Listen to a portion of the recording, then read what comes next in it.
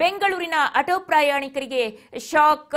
ಇಂದಿನಿಂದ ಮೀಟರ್ ದರ ಮತ್ತಷ್ಟು ಏರಿಕೆ ಆಗತ್ತೆ. ಆಟೋ ಪ್ರಯಾಣಿಕರಿಗೆ ಶಾಕ್ ಅನ್ನೋದಕ್ಕಿಂತ ಜನರಿಗೆ ಶಾಕ್, ಜನರ ಜೇಬಿಗೆ ಕತ್ತರಿ ಅಂತ ಹೇಳ್ಬಹುದು.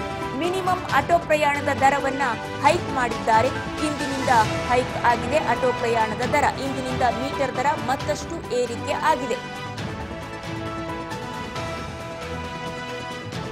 ಮಿನಿಮಮ್ ಆಟೋ ಪ್ರಯಾಣ ದರವನ್ನ ಏರಿಕೆ ಮಾಡಲಾಗಿದೆ.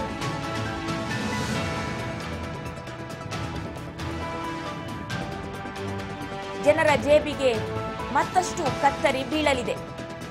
30 ರೂಪಾಯಿಯಿಂದ 36 ರೂಪಾಯಿಗೆ ಮಿನಿಮಮ್ ದರವನ್ನ ಏರಿಕೆ ಮಾಡಲಾಗಿದೆ.